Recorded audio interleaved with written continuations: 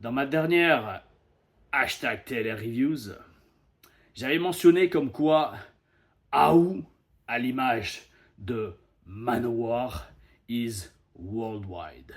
Oh oui, oh oui, et c'est aussi le cas de la All Elite Wrestling AEW qui elle aussi est worldwide. Et bien évidemment, en étant worldwide, elle a organisé AEW Dynamite depuis Cardiff au Pays de Galles en préparation en dernière ligne droite vers AEW All In, leur gros pay-per-view de l'année. Passage obligé et surtout promesse que j'ai faite de suivre maintenant tous les shows, en tout cas les principaux shows weekly et pay-per-view. On dit pay-per-view à la AEW ou PLE? Bonne question. Donc de la All Elite Wrestling et c'était donc mon deuxième AEW Dynamite du 21 août 2024 qui émanait, comme je l'ai dit, de Cardiff, Wales. À la vôtre. Nous sommes à Lyon. Le stage Brawl Spirit se déroule très très bien. Il y a un très bon niveau des stagiaires, pourtant la plupart débutent. Mais j'ai envie de dire, quand vous êtes entraîné par quelqu'un qui connaît un peu la matière, non franchement ça progresse, c'est super. Je pense que certains d'entre eux d'ailleurs regardent les reviews, ils m'ont dit, lâchez dans les commentaires votre ressenti sur le stage. Mais moi je suis très content du boulot que vous faites les jeunes, vous comprenez, vous écoutez. Alors bien évidemment des fois la condition physique n'est pas là, ça c'est un truc qui se travaille, c'est un truc qui se travaille sur des années. Et je pense d'ailleurs, parce qu'on en parle beaucoup, que maintenant tous les stagiaires regarderont les shows, que ce soit à WWE ou à AEW, d'une façon différente. Parce que vous vous rendez compte à quel point c'est dur de faire du catch, à quel point c'est dur ne serait-ce que de chuter, de donner des coups crédibles, de faire de belles prises de lutte. Et quand on voit des athlètes de folie comme j'ai vu sur ce show, sur ce AEW Dynamite, yo, yo, yo, la vision change totalement. C'est parti. AEW Dynamite 21 août 2024. Donc, ça commence direct par un des nombreux face-off qu'il y a eu sur le show. Je pense que je le dirai en conclusion. Mais ouais, il y a eu beaucoup de face-off. Mais là encore, on est à quelques jours du pay-per-view, il faut faire monter la sauce. Et c'est toujours très intéressant de voir, sans comparaison, mais le parallèle entre comment la compagnie de Stamford, WWE, WWE et la AEW construisent leur feud. Là, dans ces cas-là, donc, comme je vous ai dit, premier face-off de la soirée pour le titre TBS entre Britt Baker et Mercedes Moné. Alors, ce qui est déjà pas mal, ça j'ai aimé cette vibe parce que je l'entends très rarement dans le business. Dès le début, Tony Schiavone dit « Mesdames, vous avez accepté qu'il n'y ait pas de physicalité entre vous deux. » C'est-à-dire que ça ne revienne pas aux mains. Donc, j'aime bien cette dynamique parce que ça veut dire « Ok, on va vraiment faire monter la sauce juste par la parole. » Et ça, c'est très très dur. C'est très très dur et on l'a vu sur le show justement, certains y arrivent mieux que d'autres. Mais on y reviendra plus tard. Les chants d'IMD contre CEO, c'est bien, c'est facile pour la foule, ça mousse, bel esprit. D'ailleurs, la foule était très très hot et chaude. Je vous invente des mots, les gars. Oh oui, bel esprit. Chaude et hot. La foule était très chaude ce soir. Oh oui. Ils chantaient non-stop. Ça me rappelait d'ailleurs le public de la Rix. Ils chantaient Shut the fuck up à la plupart des îles. Et sachant que bon, avec beaucoup de tristesse et d'énervement, c'est aussi souvent ce qu'ils me chantent en français. Alors, justement, donc j'ai regardé ce face-off de façon très intéressée et de façon très concentrée. Parce que comme je vous l'ai déjà dit, j'aime beaucoup regarder des podcasts américains sur le catch, notamment par des experts ou des légendes du business. Undertaker, Eric Bischoff, Al Snow, Dutch Mantle, qui aurait d'autres? Steve Austin, bien sûr, classique. Chris Jericho aussi, de temps en temps. Bon, et donc, j'aime beaucoup celle d'Eric Bischoff parce qu'il analyse le produit. Et il fait des reviews lui aussi. Mais par contre, chaque fois, il déchire Mercedes Moné au micro. Alors là, j'ai voulu regarder parce que moi, de mémoire, Sasha Banks, quand même, est gérée au micro. À moins que, je sais pas, j'ai rêvé, je vivais dans un univers alternatif. Ouais, non, elle a toujours géré au micro, donc c'était bizarre qu'elle se fasse enterrer comme ça par Eric Bischoff. Donc je me suis dit, je vais regarder. Et ben là, je le dis clairement, je comprends pas le problème d'Eric Bischoff. Au micro, elle a géré. Elle a montré de la personnalité, elle a montré du charisme, ça c'est clair et net. Hein. Je veux dire, les gens qui disent que Mercedes Moné n'est pas charismatique, les amis, on n'a peut-être pas la même définition du charisme. Pour moi, le charisme, justement, c'est très. Je pense d'ailleurs, c'est dur à définir le charisme, parce que beaucoup de gens vont avoir une analyse différente. Pour moi, le charisme, ça passe déjà par le visuel. Le visuel, c'est rien que par le visuel, on attire les regards et wow, c'est qui cette personne, premièrement. Et après, c'est la façon de se comporter avant même d'avoir ouvert la bouche, on a du charisme. Et alors encore plus quand on l'ouvre, là c'est wow, ok, j'écoute et je suis impliqué dans ce que ce gars-là dit. Ou ce gars ou cette meuf. Et moi, avec Mercedes Moné, je sais pas, je le ressens. Alors après, je sais pas, c'est peut-être parce que j'allais dire c'est une amie, peut-être parce que je la connais depuis super longtemps, j'ai vu d'où elle est partie, je sais pas. Dites-moi vous, s'il vous plaît, dans les commentaires. S'il vous plaît, dites-moi dans les commentaires pourquoi vous pensez, si vous regardez ce que raconte Eric Bischoff, pourquoi il s'acharne sur Sasha Banks au micro. Je comprends pas. Parce que là, dans ce segment, c'était franchement très bon de Mercedes. Même Britt Baker était pas mal. Britt Baker, elle a un côté un peu plus sérieux, notamment en tant que babyface, mais c'est passé, il y avait une bonne alchimie entre les deux. Donc j'ai marqué très bonne promo qui au début commence en mode maternel, à qui a la plus grosse. C'est vrai, parce qu'en fait ça commence en mode ouais toi t'es le DMD, DMD c'est ça oui DMD c'est ça. Et moi mais moi je suis CEO et en fait c'est un concours de qui va le chanter le plus fort et oh non vous servez à rien de chanter DMD, il faut chanter CEO. Enfin bon c'était râler pas crête, mais heureusement ça s'est beaucoup plus amélioré à la fin et j'ai adoré quand Britt Baker dit ah, c'est magnifique, parce que c'est ça le catch en fait. C'est quand on construit son adversaire. On le construit et on le construit de façon personnelle. Et que justement, parce que ça devient personnel, l'enjeu du match, en plus de la ceinture, a un enjeu personnel. Britt Baker dit, tu sais quoi, Mercedes, t'as raison. Avant, je te regardais, t'étais mon idole. Tu m'as donné envie de faire du catch. Mais maintenant, tu es devenue une bâtarde qui est juste intéressée par l'argent. Et tu as brisé l'image que j'avais de toi en moi. Et rien que pour ça, je veux ramener cette Mercedes Moné contre moi parce que je veux montrer grosso modo que je suis meilleur qu'elle. Enfin, voilà.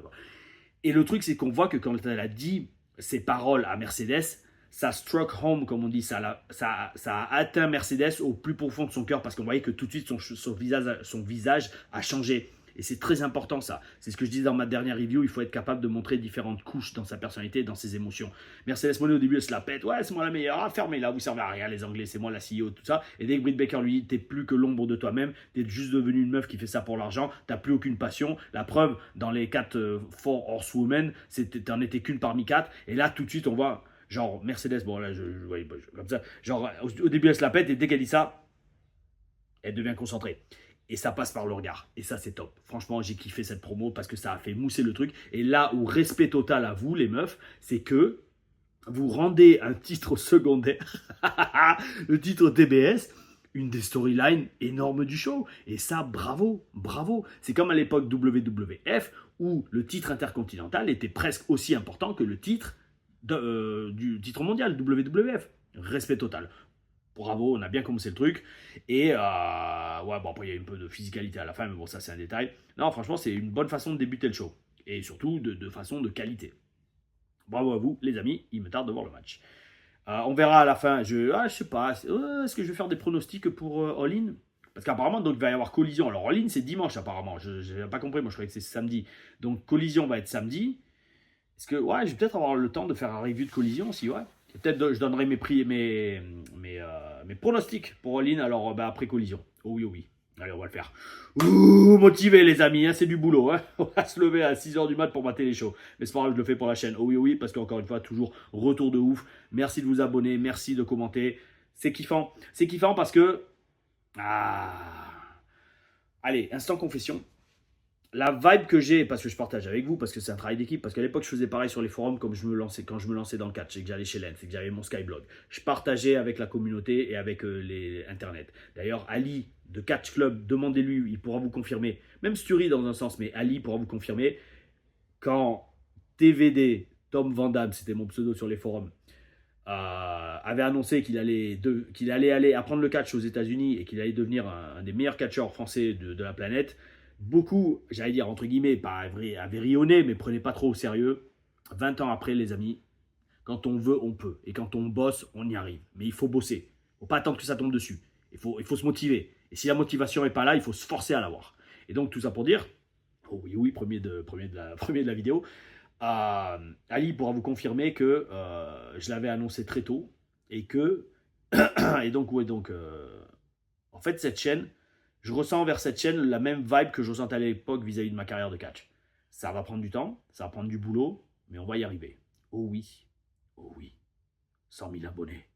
Ah ouh. Suite à ce premier segment, non-title match, Chris Jericho contre Tommy Billington. Non-title match pour le titre FTR qui, je confirme, ne sert pas à grand-chose. Mais bon, c'est comme ça, c'est... Hey, s'ils le font, c'est qu'il y a forcément une raison. Et pareil, je ne critiquerai jamais Chris Jericho, même si son physique a pris un coup quand même. Hein. Mais bon, après, respect total. Il me fait délirer, en fait, ça m'a fait délirer parce que je regardais Jericho dans le ring, je me fais, il commence à avoir le même physique que Ric Flair à l'époque. Ce qui est bel esprit dans un sens. Parce que, bon, le mec bouge toujours bien. Alors là, faut arrêter les bêtises. Faut pas... Bon, ok, d'accord, le physique, entre guillemets, c'est salé, mais le mec fait toujours des lion salt. Mouvement que je n'ai personnellement jamais tenté ni fait de ma carrière. Donc, respect total, monsieur Jericho, qui fait ça depuis presque 30 ans. Plus, même 30 ans, ouais, début des années 90, oui, plus de 30 ans. Il prend toujours de très belles chutes, il est toujours bon positionnement dans le ring, et je renvoie à tous les jeunes que j'entraîne cette semaine ou même la semaine prochaine. Il y a un stage à Marseille d'ailleurs avec la TPW, Tigers Pro Wrestling, de 2 jours. Enfin, stage, c'est des petits entraînements, 4 heures samedi, 4 heures dimanche. Et le mec prend toujours de belles chutes. Et c'est pas facile déjà de chuter. Alors un mec comme ça qui a plus de 50 ans et qui a plus de 30 ans de carrière, jamais de vraies grosses blessures dans sa carrière. Yo, monsieur Jericho, vous avez tout mon respect. Et vous avez tout mon respect parce que même avec votre personnage un peu cringe, il y a toujours des éclairs d'authenticité et des éclairs d'énervement en vous qui montrent l'ancien Chris Jericho et j'adore. J'adore. Quand vous avez cette profondeur de personnage et je le redis, les différentes couches, souvenez-vous de ça, ça va être la nouvelle leçon de la chaîne, différents layers dans son personnage et dans ses émotions. Quand vous avez ça, et ben c'est énorme parce que ça montre que non seulement vous savez ce que vous faites, que vous vivez ce que vous faites et que les scénaristes vont pouvoir écrire beaucoup de choses pour vous. Parce que les amis, faut pas se voiler la face. Quand on est un être humain dans la vie de tous les jours, on n'est pas juste à une seule dimension. On ressent tout, on ressent de la colère, de la joie, de la peine, de la tristesse. On ressent toutes ces émotions. Si vous n'arrivez pas à les traduire en catch dans votre personnage ou dans le ring, et ben votre carrière va vite tourner en rond et vous n'allez pas aller loin. C'est pour ça, dans un sens, malheureusement, que des mecs comme Ricochet, ok à pas faire des flips, ben il n'y a que ça, parce que émotionnellement il n'arrive pas à amener plus. Et pas du tout, c'est pas une critique c'est pas une critique méchante envers Ricochet, mais c'est juste un fait. Ricochet, je suis quasiment sûr, s'il pouvait sortir de la personnalité et du charisme, il aurait été peut-être pas main eventer, mais il serait toujours à la WWE, il serait vraiment en haut de carte. Mais bon, c'est juste un gars qui fait des flips, je sais, je l'ai connu, il y était un peu au Performance Center. Il y était quand je suis arrivé. Ouais, que je dise pas de bêtises. Ouais, je crois bien, je crois que... Ou alors il était venu faire extra, je sais plus quand est-ce qu'il a signé à NXT Ricochet. Mais il me semble que je le connais. Ou alors je le voyais à la salle de muscu. C'est à l'époque, il était avec la fille de Tully Blanchard. Et ils allaient à la même salle de muscu que... Ouais, ils allaient à la même salle de muscu qu'on allait tous. LA Fitness sur East Colonial Drive, vous pouvez regarder sur Google Maps. C'est à 5-10 minutes du Performance Center. Ouais, en fait, j'ai ce souvenir que je l'ai côtoyé, Ricochet. Alors, est-ce que je l'ai côtoyé avant qu'il signe à NXT ou après, je sais plus. Il faudrait regarder. Ouais, si vous voyez dans les commentaires, dites-moi quand est-ce qu'il a signé et je répondrai aux commentaires qui me le disent parce que ça me permettra de savoir si je l'ai côtoyé au Performance Center ou pas. Donc, pareil, la foule très chaude. Elle lance beaucoup de chants très très très méchants envers Jericho, là aussi envers les Hills. Franchement, c'était une bonne foule. Après, comme en Europe, en général, les foules sont bonnes. D'ailleurs, cela dit, la foule était tellement bonne, notamment pour le show à Bologne en Italie, qui a été vendu sold out, il me disait Fabio Ferrari en quelques minutes, lors de la dernière tournée européenne, qui vont faire apparemment un PLE en Italie l'année prochaine. Bel esprit pour nos amis italiens. Amis hors du ring. Dans le ring, ce sont mes ennemis jurés. Tommy Billington, c'est bien, il a pris du muscle. Bon, j'ai marqué bon match sans plus. Pourquoi? Parce qu'il y a des séquences où on sent que le petit Billington, il a besoin de plus d'expérience et de plus de confiance en lui. Il y a des petits temps morts. Ça, c'est l'expérience qui amène ça. Surtout, en plus, le stress de bosser avec un mec comme Chris Jericho aussi tôt dans sa carrière, ça ne doit pas aider. J'ai eu un problème également. Alors, bon, c'était un bon show, je vous le dis tout de suite. Mais là, il y a eu pas mal de trucs où je me suis dit, tiens, étrange. Bon, mais ça reste un bon show. Hein. Je veux dire, je reste convaincu. Et je vous le dis, si vous êtes fan de catch et que vous avez le temps, que vous prenez le temps, comme je le fais, regardez les deux produits. Regardez AEW et WWE, parce que les deux sont très très bons. J'ai eu un problème avec le tombstone que fait Tommy Billington sur Jericho qui n'a pas été rentabilisé. Parce qu'il fait le tombstone. Boum. Et pas, après, il monte sur la troisième corde. au lieu de sauter sur Jericho, il fait un plongeon à l'extérieur du ring. C'est mon avis, mais moi j'aurais fait différemment. J'aurais fait le tombstone, boum, 1, 2, dégagement, bac. Et là je monte sur la troisième corde, je vois Jericho au sol, mais d'un autre côté je vois Big Bill et le petit Black, je sais pas son nom, avec qui Jericho traîne, qui est pas mal. Il y a un bon petit spot de répéter chaque fois le dernier mot, c'est bel esprit. Et il intervient un peu dans les matchs, bel esprit. Et là, au lieu de sauter sur Jericho, pour me venger de Big Bill qui m'a attaqué dans le match, je saute sur le E à l'extérieur. Boum, boum, boum, boum, boum. Hop, et là je remonte sur la troisième corde pour faire finalement le headbutt à Jericho. Mais comme j'ai détourné mon attention vers ce qu'il y avait au bord du ring, les gens qui avaient au bord du ring, et ben là Jericho contre, boum, code breaker, 1, 2, 3. Moi j'aurais rentabilisé le tombstone, au moins tenter un tombé. Parce que le problème c'est que Billington fait le tombstone, boum, et après, le tombstone, les amis, yo, c'était une des prises de finition de son oncle, en tout cas, que chaque fois il utilisait et qu'il rentabilisait lui, la plupart du temps. Et surtout, c'est le finish de l'Undertaker. Si vous ne faites pas un tombé après ça, arrêtez le catch. Je sais pas, dans l'histoire du catch, vous prenez le mec et vous lui tassez toutes les vertèbres, même pas juste du cou, mais du dos également, en le faisant littéralement tomber sur la tête. Si suite à ça, vous ne pensez pas que vous pouvez gagner le match et vous n'avez pas tenté de gagner le match, soit vous vous en foutez de gagner, ce qui est totalement débile là dans l'histoire du match, parce que c'est quand même Tommy Billington, c'est peut-être le plus grand match de sa carrière. Gagner ce match, ça aurait propulsé tout, sa carrière et sa vie, littéralement. Et là, il ne tente pas le tomber après une prise aussi dévastatrice qui porte sur un mec qui fait presque 2 fois plus lourd que lui. Vous savez, c'est ça ce genre de petits problèmes que non seulement des fois je vois dans le catch indie, que je vois même à la télé des fois, et que je comprends pas pourquoi ça se fait. Alors après je redis, peut-être que Jericho a fait non, vas-y, fais ça. Ok, d'accord, peut-être il voulait pas cracher sur le Thompson en se dégageant. Ok, ça je peux comprendre.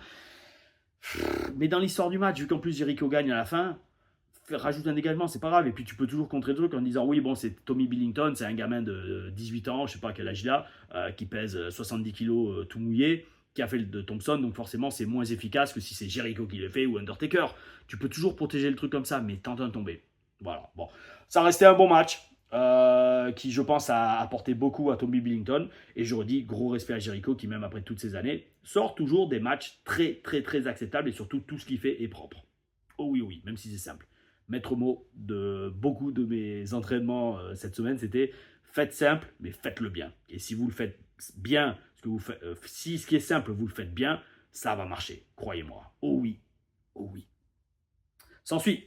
Alors oui, pareil, j'ai pas trop compris. AEW les Women's Championnat féminin de la AEW mondiale entre Toni Storm et Saraya. J'ai pas compris pourquoi on a un match de championnat. Alors oui, alors peut-être il avait déjà été annoncé depuis longtemps. Et je comprends, d'accord, que Saraya, anciennement Paige, était la championne locale, enfin la héros locale, l'anglaise. Ok, d'accord, je comprends. Mais pourquoi on a un match de championnat à la télé, gratuitement, à 5 jours d'un autre énorme match de championnat entre Maria May et Toni Storm, qui est une feud qui dure, de ce que je comprends, depuis peut-être pas des mois, mais des semaines. Alors là, voilà, enfin, entre guillemets, je commence à comprendre les critiques de certains envers la AEW. J'avoue, c'est bizarre. C'est bizarre si on essaye, j'allais dire si on réfléchit, et il faut réfléchir dans la vie. Je dis pas qu'il faut pas le faire. C'est étrange. Je comprends pas, parce que, regardez, imaginez que Saraya gagne. C'est-à-dire qu'en fait, la feud entre Toni Storm et Maria May, c'est bon, on la jette à la poubelle. Parce qu'au final, donc, à All In, ça aurait été Saraya contre Maria May, où il y a beaucoup moins de hits entre les deux, de rivalité. J'ai pas compris. Après, oui, d'accord, faut faire plaisir au public local, mais fais pas ça alors, dans ces cas-là. Fais plutôt peut-être un match, je sais pas, alors à la limite un match entre Paige et Maria May. Non, mais non, c'est évident parce que Maria May est catch. J'allais dire un match pour faire la number one contender pour qu'après Paige ait sa chance pour le titre, mais après tu seras plus en Angleterre. Je sais pas, c'est bizarre. Donc ouais, je comprends pas pourquoi on a eu ce match de championnat aussi proche de All In. Peut-être qu'il a été annoncé depuis longtemps. Peut-être que Paige a gagné sa chance pour le titre dans une autre façon. Dites-le moi dans les commentaires. Mais là, j'étais, entre guillemets, un peu perdu. Alors, un autre tout petit problème. Les 2 derniers matchs, donc le match Jericho contre Tommy Billington et Saraya et Toni Storm, ont commencé exactement pareil. Si vous regardez le show, vous verrez contact, bras à la volée. Hop, ok, on se la pète. Contact, deuxième bras à la volée. Ça, le problème, c'est que c'est le genre de détail que oui, bien sûr, tu vois pas tous les détails de ton match avec ton producteur et avec les autres matchs, pour éviter que chaque match se ressemble, ou que, en tout cas, pour essayer de faire que tous les matchs soient différents. Le seul problème, c'est que comme ça, 2 matchs d'affilée qui commencent pareil, moi, en tout cas avec mes yeux, je ne sais pas pour vous, dites-le moi si vous l'avez remarqué sans être, entre guillemets, avoir l'œil d'un connaisseur très in fine. Mais moi, ça dirait que c'est le premier truc que j'ai vu. Je fais, les 2 matchs commencent pareil. Et c'est dommage, parce que d'un point de vue tout, storytelling, spectacle, ça retire du réalisme. Combien de fois, moi, j'étais sur des shows où, notamment le promoteur, quand il savait ce qu'il disait, pétait un câble parce qu'il voyait tout le temps les mêmes spots dans les matchs. Et ça, j'avoue, c'est carton orange.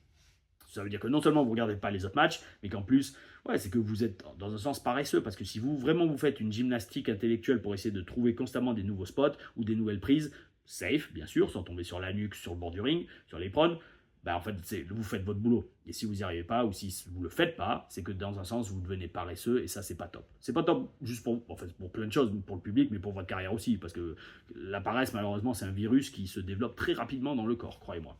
Notamment dans une activité comme le catch, qui est très physique et qui demande constamment du travail. Oh oui, oh oui. Donc, bon, mis à part ça, ça va, ça allait. C'était pas exceptionnel comme match. Ça manquait de vie et d'énergie. Je sais pas à quoi c'est dû. Est-ce que, je sais pas, c'est peut-être le jet lag, qui sait, who knows. Quand même, j'étais très content de voir Saraya, même si je sais qu'elle l'a fait depuis quand même quelques mois ou quelques années, pas quelques années, quelques mois, j'étais très content de la voir de retour dans le ring. Parce que c'est vrai que sa blessure qu'elle avait eue, pas aux mains, mais au pied de Sacha, lors d'un live event WWE, ce double dropkick à la base de la nuque, oh mon Dieu, quand j'ai vu ça, je fais oh, aïe, aïe, aïe, aïe, aïe, aïe, aïe, aïe. Ça, j'ai eu mal pour Paige et même je me suis dit, mais moi jamais je prendrais ce coup. Alors est-ce que c'était convenu à l'avance ou est-ce que ça a été de l'impro et est-ce que de la part de Sacha elle n'y est pas allé un peu fort parce que c'est très dangereux un coup comme ça.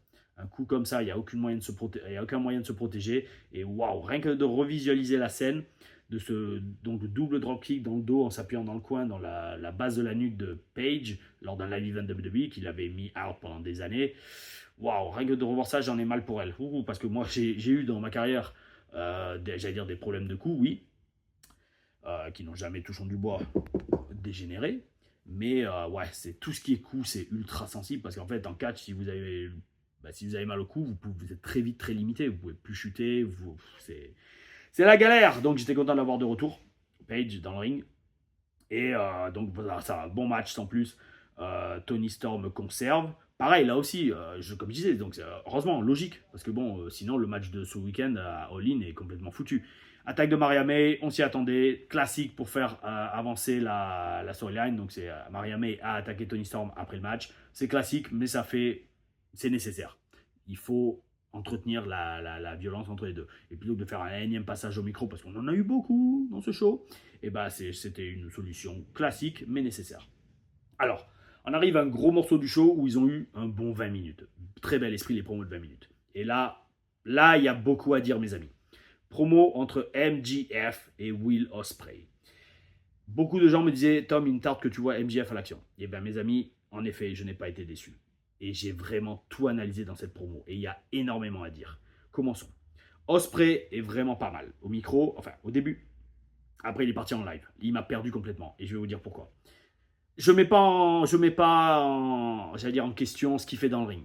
Bel esprit, respect. Quand c'est vendu, que c'est pas 300 000 prix sans queue ni tête. Mais là, tu m'as perdu de ta promo, amigo, et je vais expliquer pourquoi. Et dites-moi si vous êtes d'accord avec moi. Notamment si, il y a des catcheurs, ça serait encore mieux. Mais déjà, du point de vue du public général, les fans. Donc, Will Ospreay, c'est bien de commencer en rappelant son parcours. Qu'il a catché à droite à gauche, qu'il a fait plusieurs salles plus petites dans cette ville de Cardiff. Ça fait mousser, ça donne du réel et ça le connecte émotionnellement avec la foule. Bel esprit. J'ai marqué, c'est bon, j'ai capté la hype MJF. C'est totalement mérité. Pourquoi? Parce que MJF vit tout ce qu'il dit. Ça se s'entend dans sa voix, ça se voit dans ses yeux, qu'il croit en lui et qu'il croit en son talent. Comme on dit en catch, he believes his own bullshit. C'est-à-dire qu'en fait, le mec, il est tellement dans son perso et tellement confiant en lui que peu importe ce qu'il dit, on voit dans ses yeux qu'il y croit. Et ça, c'est bon, c'est gagné. C'est exactement pareil avec Swerve Strickland, mais j'en reparlerai après. Ces mecs-là, c'est des stars. Bon, attention. Parce qu'ils ont quand même une gueule, donc ils ont du charisme visuel. Et puis les mecs bossent sur leur physique. MJF, quand même, en quelques années, le mec a complètement transformé son physique. Avant, il avait d'accord du muscle, mais il n'était pas trop dessiné. Yo, maintenant, le mec, il a les abdos, il a des pecs, il a des bras, il a un meilleur physique que moi au top de ma carrière. Bel esprit total, mec. Et je le redis, c'est pour ça que, parce que certaines femmes me demandent, certains fans, pas certaines femmes, bon, certains fans me demandent, oui, mais pourquoi tu t'acharnes sur Johnny Gargano? Mais regardez comment MJF a progressé sur son physique. Ou Ciampa aussi. Respect total, mec. Vous êtes des pros. Vous investissez dans votre carrière. Vous bossez dur. Ciampa, je le redis, son physique n'a pas changé. Voire pire, il a dégénéré. Et j'allais dire, oui, mais il y en a qui vont dire, oui, mais il a peut-être un problème de santé. Oui, mais dans ces cas-là, frérot, tu catches pas. Enfin, tu catches pas. Oui, d'accord, faut gagner ta vie. D'accord, je comprends. Mais bon, c'est pas. Enfin, bon. Quand on veut, on peut, les amis. Hein. Mais je pense pas qu'il ait des problèmes de santé. Il a peut-être une blessure apparemment, mais bon, c'est pas comme si dès que tu as une blessure, il y a des gens qui ont eu des blessures, ils sont revenus, ils avaient toujours un physique de ouf. Je sais pas. Bon, ça pour dire, MJF, j'ai totalement capté, et alors, très bonne promo parce qu'il reste en perso, et comme il se la pète tellement, et son truc de la vibe USA, je kiffe. Je kiffe parce que c'est forcé de connecter avec n'importe quel public. Soit ça connecte aux States avec les Américains, soit ça connecte à l'étranger avec des étrangers qui ne peuvent pas blairer les States. Donc, bel esprit total, bel esprit de platine pour MJF dans cette promo.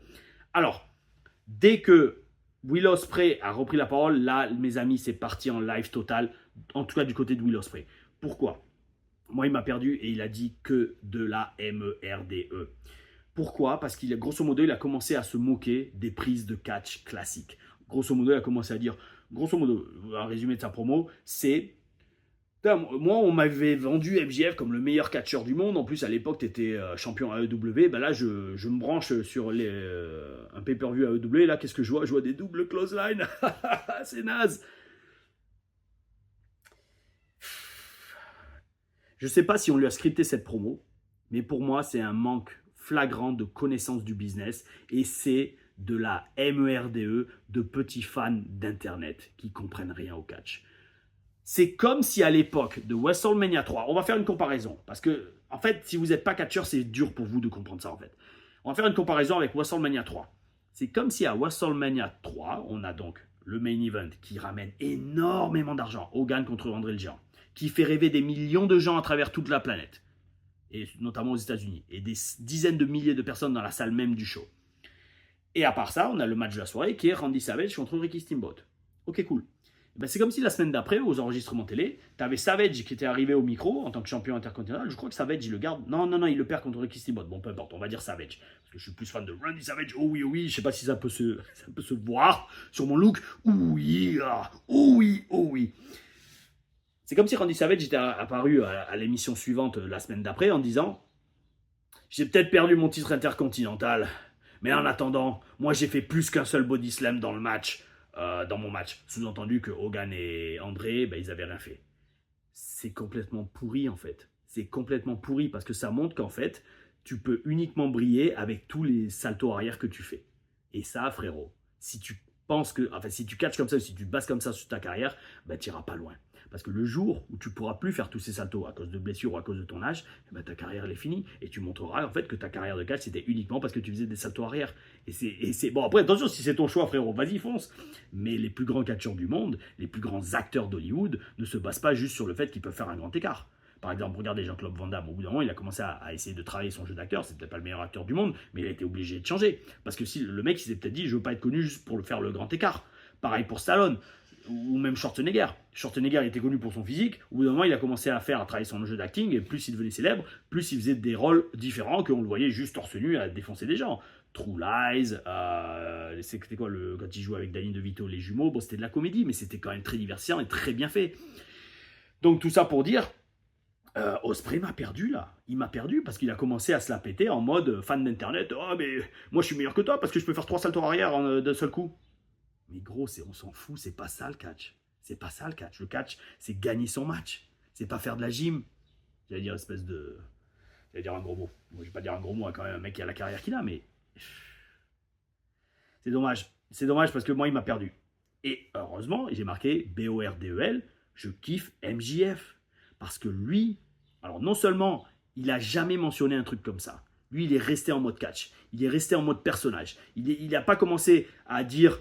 à tirer enfin, je veux dire, qui a la plus grosse en mode ouais, mais moi non, je peux quand même faire un salto arrière, ça c'est pourri, c'est de la gymnastique, c'est pas du catch. Mais il est resté dans son perso et il a dit je vais te défoncer, mais je vais te battre, je suis meilleur, etc. En bon heel. Et surtout, ce qui m'a fait halluciner avec MJF, c'est que 2 fois j'ai terminé ses promos en même temps que lui. Il y a eu deux fois où, je sais plus les exemples, mais je vivais la promo, j'étais tellement dedans que grosso modo j'ai deviné ce qu'il allait dire avant qu'il le dise. Magnifique. Et que ça, quand c'est ça, presque j'en ai des frissons, je fais frérot, toi je te sens. Oh oui, oh oui. MJF a complètement oblitéré Ospreay dans cette promo. Ospreay, il était bon, mais il est parti en live quand il a commencé à dire oui, moi je suis un grand catcheur parce que de toutes les prises que je fais. C'est ça qui fait que je suis le meilleur catcheur du monde. Non, ça fait juste que tu es un gymnaste en fait. C'est tout. Parce que c'est ça le truc, c'est que si tu construis ta connexion émotionnelle avec la foule juste parce que tu fais beaucoup de prises dangereuses ou des flips, ben c'est ça, tu es un gymnaste en fait. À l'inverse, bon, MJF est très athlétique, c'est ça aussi qui est ouf. C'est que MJF, je l'ai vu faire des prises de ouf dans le ring. Mais il se base pas là-dessus pour mousser. Il se base sur sa présence, sur sa personnalité, sur son charisme. Et sur le fait aussi que ce soit un vrai très bon catcheur. Voilà, moi je dis MJF, il a smoked Ospreay dans cette promo.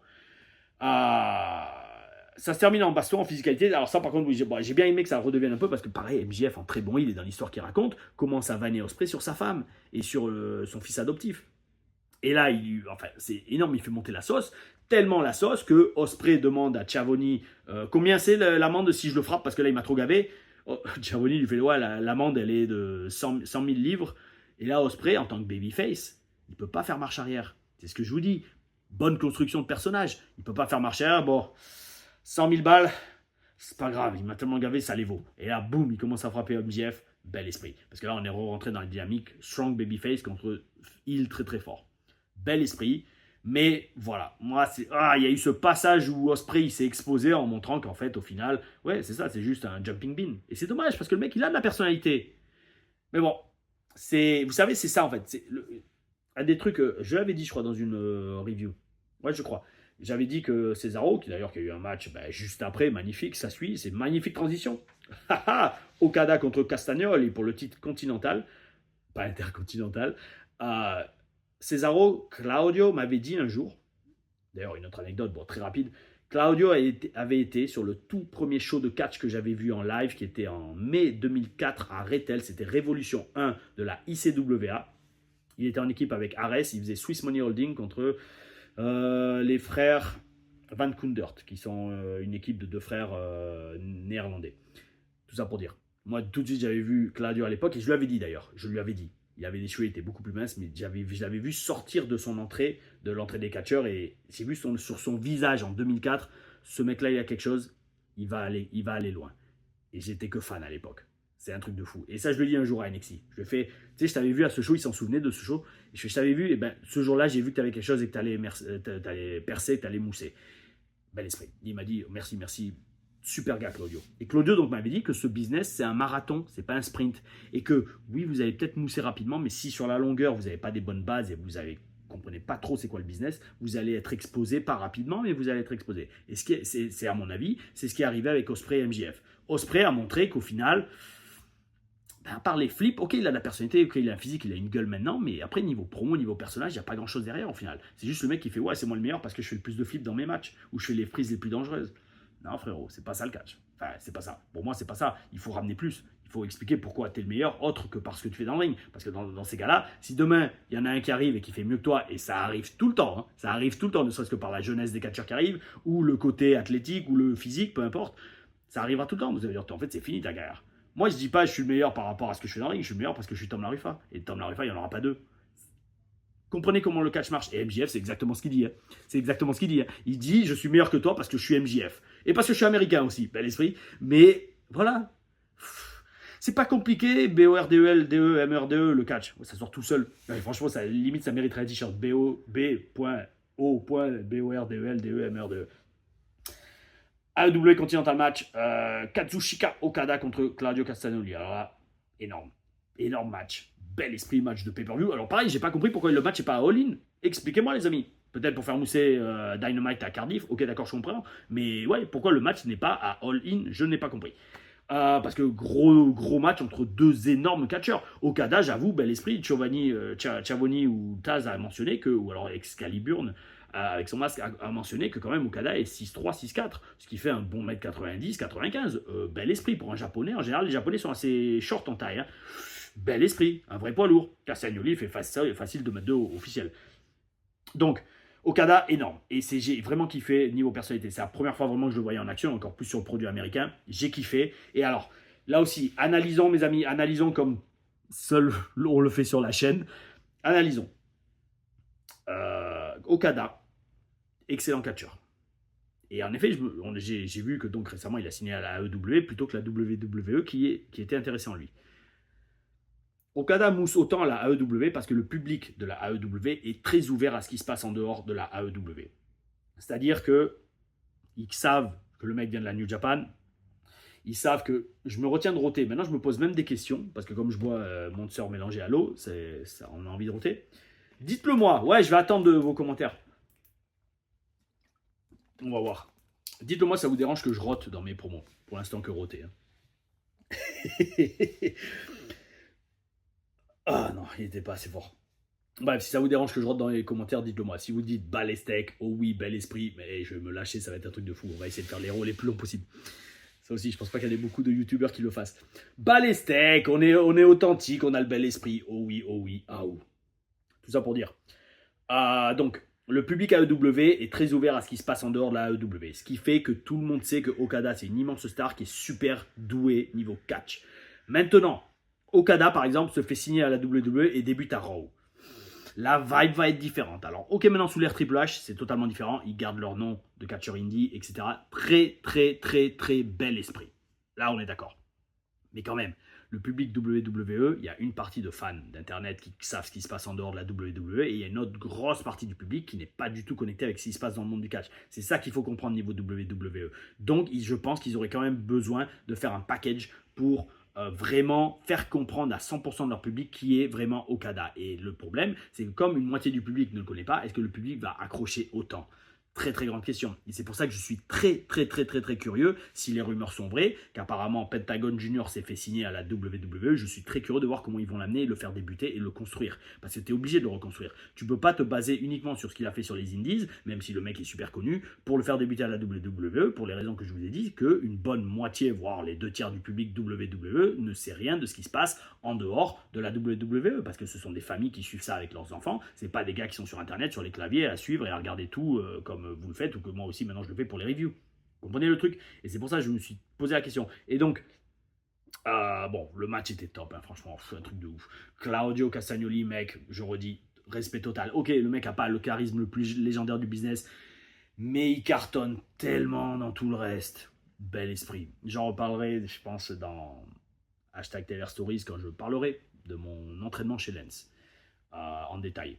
Mais Lens nous avait expliqué que pour réussir dans le business, il faut 3 éléments. J'en parlerai dans mes... Et si vous n'avez pas les 3, il faut être très fort dans au moins 2. Et Claudio est excellemment fort dans 2 des 3 éléments qu'il faut pour réussir dans le business. Mais ça, on verra ça dans une #TLR Stories. Oh oui, normalement la première, le mois prochain, le 11 septembre. Pour ceux qui savent ce que cette date représente. Et je ne parle pas des attentats au World Trade Center.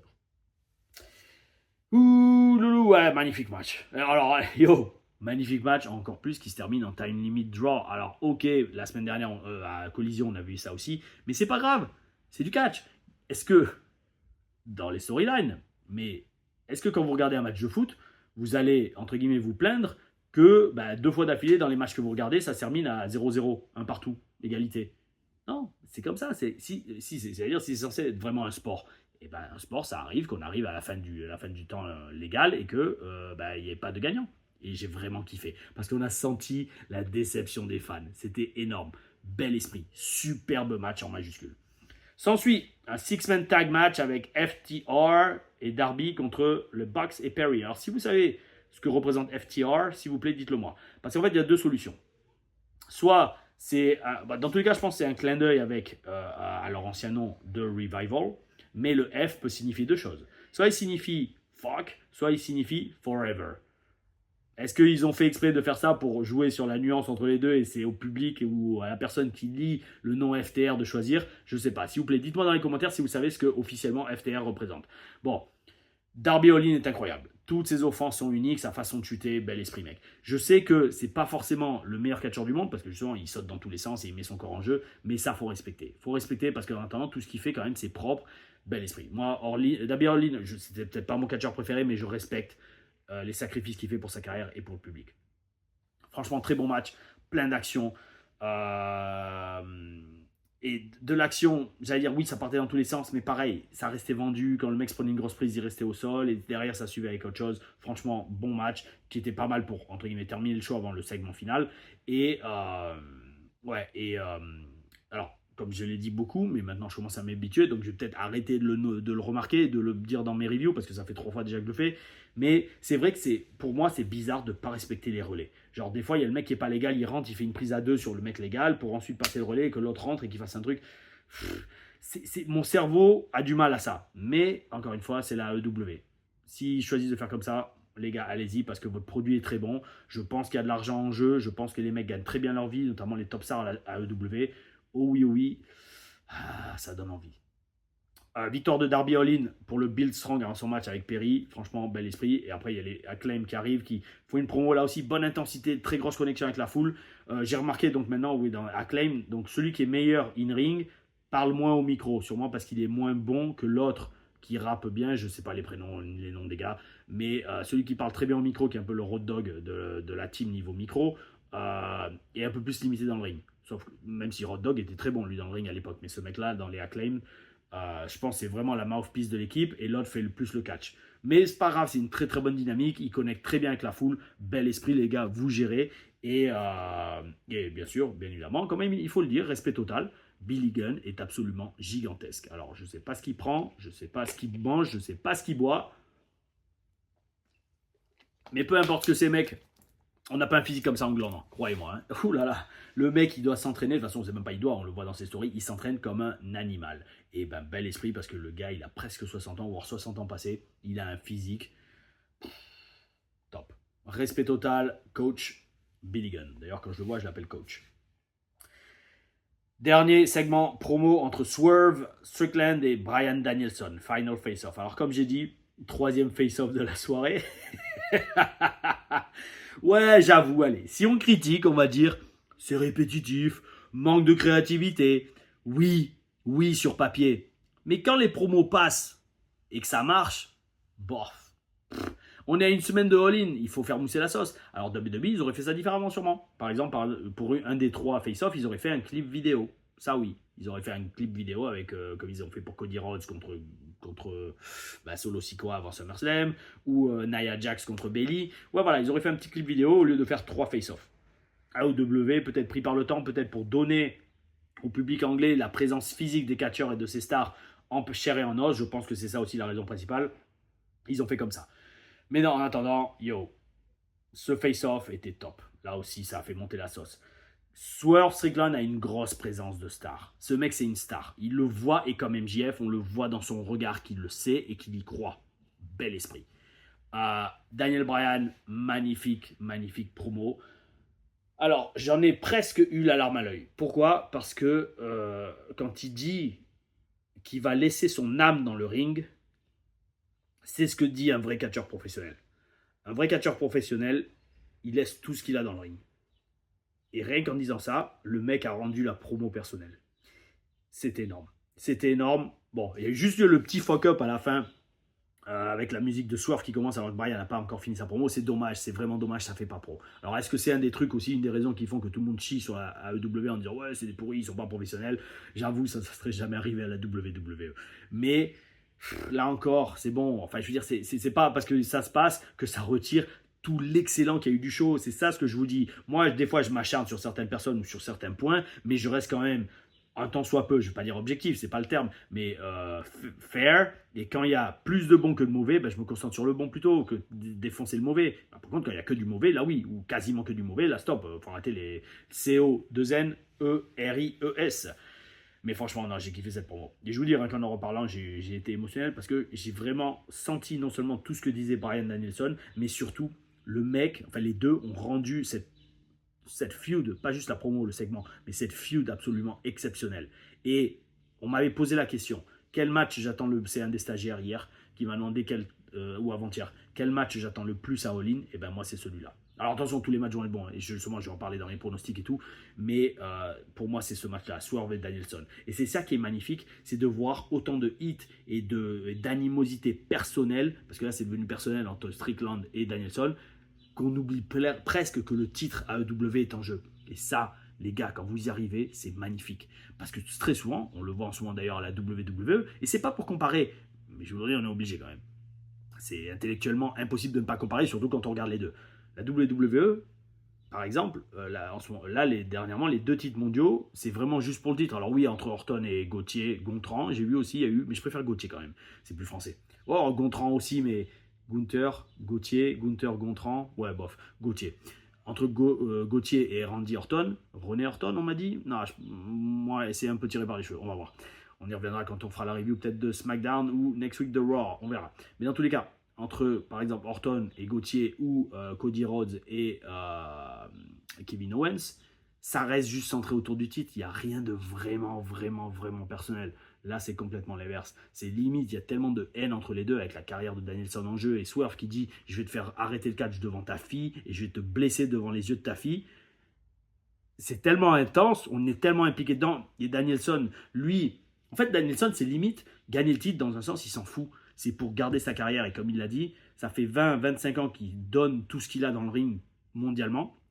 Et ben, il va continuer à le faire. Et dimanche, peu importe ce qui se passe, il va tout donner, il va tout laisser dans le ring. C'est bon, les gars. Ça y est, moi, je suis impliqué. Et je pense que vous, tous ceux qui ont regardé, je pense que vous aussi, vous êtes là. Waouh, j'ai senti ce truc. Et donc, tout ça pour dire, je pense que ce sera le dernier de la vidéo, on en oublie que le titre est en jeu. Et moi, mes amis, je ne vais pas l'enlever parce que je ne suis pas coiffé en dessous, mais je tire mon chapeau au booker de la AEW et je dis, les mecs, bravo, vous m'avez donné envie de voir ce match. Bel esprit. Oh oui, oh oui. Ça sera dimanche avec All In, donc je pense la review se basera sûrement online lundi dans la journée. Oh oui, oh oui. Dites-moi vous ce que vous avez ressenti de ce show, si vous l'avez regardé, si il vous tarde de voir All In. Ouais, et franchement, ils ont fait le job. Hein. Je vais pas dire que je suis autant... Ouais, j'allais dire oui, je suis peut-être autant intrigué pour certains des matchs et impliqué émotionnellement que je l'étais pour SummerSlam. Franchement, j'ai bel esprit. Et je le redis, là, je comprends pas pourquoi les gens s'acharnent sur la AEW. Moi, franchement, ils m'ont gagné. Hein. Ah là là. Je vous redis, ça donne envie, les amis. Bon, questions, commentaires de la journée. Je speed un peu parce qu'il va falloir que je me prépare pour aller faire 4e jour de stage d'entraînement à Brawl Spirit. J'ai un naft dans la bouche, ça fait mal. Ouh, encore plus quand je bois du gazeux. Très intelligent, Tom Larufa. Faut dire que je suis catcheur aussi. Bon, allez, commentaires sélectionnés de la semaine. Alors, par contre, des fois, je vais sélectionner des commentaires qui datent d'il y a plusieurs vidéos. Parce qu'en fait, ce qui se passe, quand je vois une bonne question, je fais une copie d'écran. Et avant de faire une review, je regarde les copies d'écran que j'ai. Et je fais, ah tiens, celle-là, allez, vas-y, je vais en parler. Et je me l'envoie par email. Et voilà. Donc, ça veut dire que si vous m'avez posé une question dans une ancienne vidéo, alors deux choses. Peut-être je l'ai déjà sélectionné pour la faire dans une review. Alors, vous en faites pas. Mais d'un autre côté, si je n'ai pas encore répondu et que vous pensez que votre question était bonne, reposez-la moi dans les commentaires. Parce qu'en général, quand je vois une question 2-3 fois, je fais OK, bah celle-là, je vais la prendre. Oh oui, oui. Donc celle-là, c'est une question et j'espère que je n'ai pas déjà répondu parce que j'en suis quand même à 16 reviews, hein, déjà pas mal, et chacune presque 1 heure. Hein. Oh oui, oui, bel esprit. Ricky Spanish 5048, qui je pense d'ailleurs, ton pseudo me dit quelque chose, mec. J'ai déjà répondu à une de tes questions. Tu me dis bonjour monsieur Tom Larifa, merci pour cette super vidéo. J'aime beaucoup tes prises de position, c'était exactement ce que j'aime dans mes vidéos de catch. J'aimerais savoir quand deux catcheurs préparent un énorme match en pay-per-view tel WrestleMania, quelles sont leurs marges de manœuvre. Est-ce qu'ils font leur match en avance devant les officiels ou est-ce que c'est de l'improvisation? Maintenant j'ai un horrible doute, je me dis est-ce que j'ai déjà répondu? Aujourd'hui au bout de 15 reviews. Bon.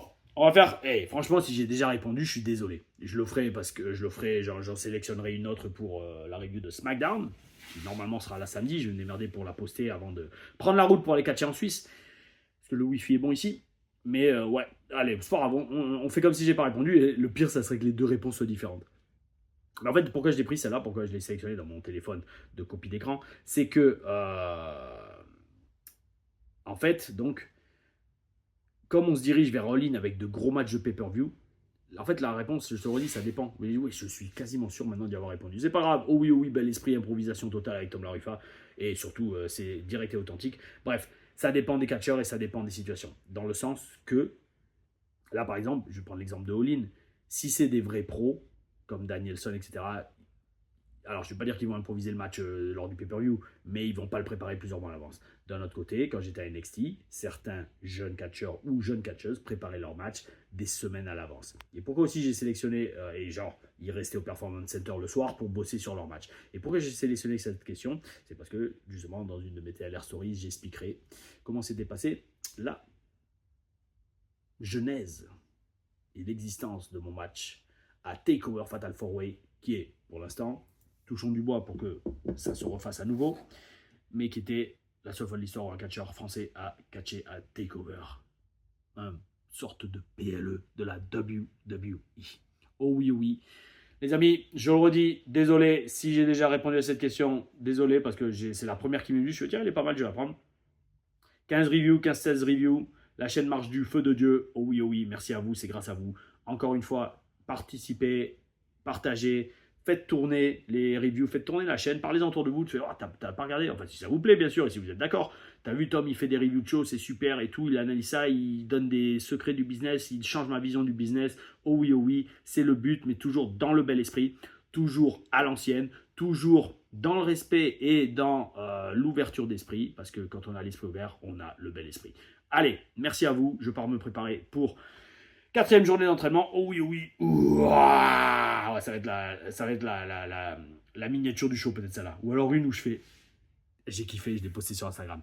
Allez les amis, suivez-moi sur les réseaux, gérez tout, balancez les commentaires, abonnez-vous, mettez la cloche, comme ça vous êtes prévenus de quand les vidéos sortent, parce que des fois je balance le upload. Je vise pas pour l'instant une heure spécifique comme certains vrais youtubeurs font, ou genre là il faut qu'elle soit online à 6h du soir parce que c'est l'heure d'affluence du pic. Moi je suis à l'ancienne pour l'instant, je fais ça au feeling. Alors des fois je balance le upload et la vidéo elle sera pas online avant 2h du mat. Donc mettez la cloche, comme ça vous serez, il me semble, c'est comme ça que ça marche, parce que moi je la mets pour aucune chaîne la cloche, mais je les vois beaucoup de youtubeurs américains qui en parlent, mettez la cloche pour être prévenu quand une nouvelle vidéo sort. Mettez la cloche comme ça, vous savez quand la dernière review est sortie. Oh oui, c'était Tom Larifa pour la review de AEW Dynamite du 21 août, si je dis pas de bêtises. 21 août 2024. Prochaine review, ça sera SmackDown de vendredi soir, qui sera sûrement online samedi dans la journée, dans le meilleur des cas, si j'ai un bon Wi-Fi. Oh oui, bel esprit. Ah oh.